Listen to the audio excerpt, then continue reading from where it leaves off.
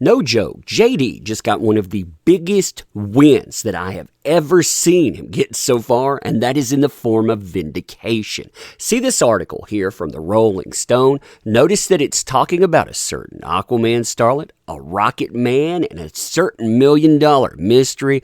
Notice the person writing this, Tatiana Siegel. Well, in 2020, Tatiana Siegel wrote another article as well. This article blamed JD for everything that was going on, saying that he's radioactive, saying that this was all his fault. It's a self-made implosion. My, how things have changed. Now, this article is fascinating too, because it details a conspiracy that if you didn't know it existed, you would never believe it, because you have one of the most powerful political organizations linking up with the richest man in the world and the person that he's dating at the time. Why? Because they want to destroy someone. They want to do it utterly, and yeah, they plot it all behind the scenes. Now, the most fascinating part about this win is that Tatiana Siegel, she's still in that certain Aquaman starlet's camp, and big time. She goes after JD, she goes after supporters, she talks about anything that she thinks will benefit that certain Aquaman starlet. So her being forced to pen this specific article talking about a certain Aquaman starlet, co-conspirators and co-conspirator organizations,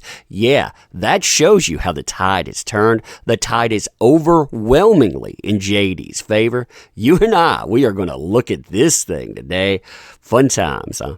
Fun times indeed. So, hey there to all you fine folks on this fine day, by the way. I hope you are doing excellently. And to truly highlight how big of a win this is, and this is a monster win, look back at the work from 2020. This is right after the UK trial dropped its decision. Look at the way the media, specifically the person writing this article now, was treating him then. Quote, the claims made in at least 6 recent suits, along with multiple interviews conducted by THR, paint a picture of an out-of-control JD, a casualty of Hollywood's sycophant culture in which his wild spending and substance abuse were rarely challenged. Or as one producer who worked on a recent project notes, he was just never told no in his past 35 years. That's typical in Hollywood, but I've never seen it to this extent.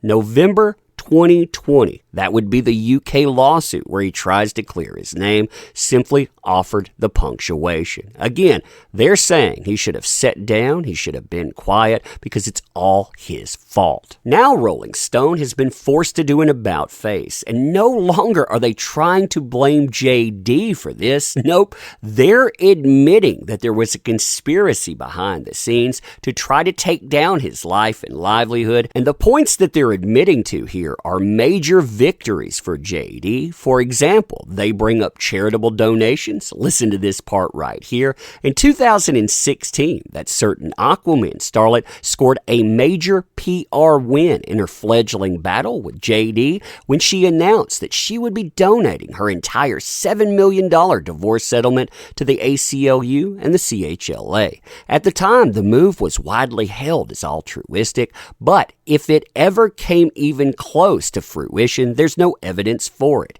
Years later, the donation is a point of contention in the actor's bitter defamation trial unfolding in Virginia, as JD's lawyers attempt to undermine her credibility by proving not just that she never made anywhere near the full donation, but that she lied under oath about having done so in a separate UK trial involving the couple in 2020. In the process, new information has come to light about a certain Rocket Man's involvement in the donation controversy and the ACLU's desire to keep everything under wraps. Wow, that stuff. I mean, seeing them admit to this, whoo, man, that is some fire. Now, from there, the article starts detailing this conspiracy, starting all the way back in June 2017, noting that by that time, that certain Aquaman starlet had made a singular payment of $350,000 to the ACLU, but She was dating one of the world's richest men at the time, the Rocket Man. And since she was doing that and he was donating, well, the ACLU, they not only had no problem with that, but they would actually gush over the two. This is how the conspiracy it gets involved. You have the director of the ACLU coming out and saying things like, met with Elon. Love that guy. Love you too as well. And him returning tweets a year later saying, hey, I'm one of the top donors for the ACLU, which explains what happens in the aftermath. So by 2018, the ACLU, they become even more enmeshed with that certain Aquaman starlet.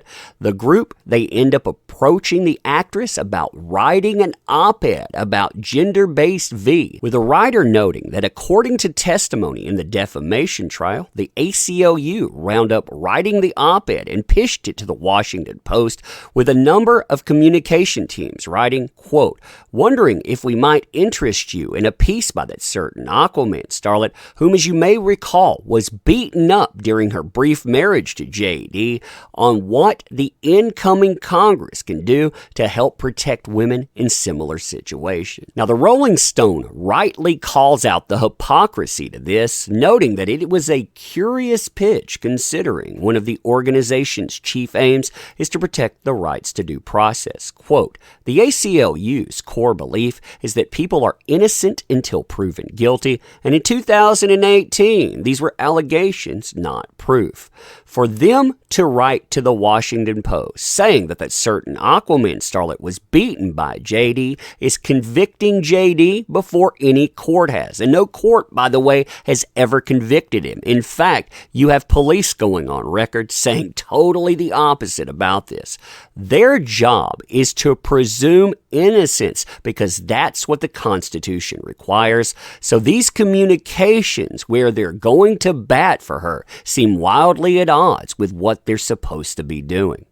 Now, right before the article drops, the ACLU, they do everything that they can to pump up her reputation. As they note, on the day the story hit, December 2018, she announced via Twitter that she had been named an ACLU ambassador, making a statement about that, bragging essentially, yeah, this thing, it was bought for her by a certain Rocket Man for $6 million.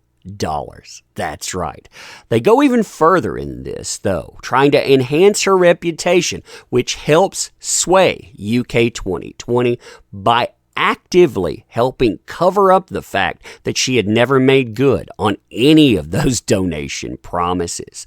The crazy thing about it, as they say too, is that single donation, $350,000, we're only talking about 10% of that. So why would they go to bat? I mean, why would they think about damaging your reputation? And the ACLU, they make excuses for this too. They make them openly. They talk about her. They talk about her as the best person ever.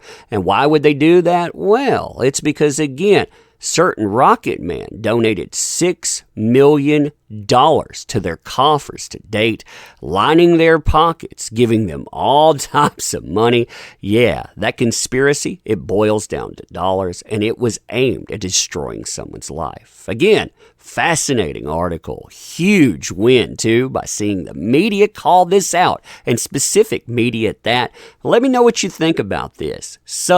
Share, tell everyone about this too, because this is big news. And if you want to help the channel out, links in the descriptions. You know that drill, but thank you. Appreciate you. See you soon.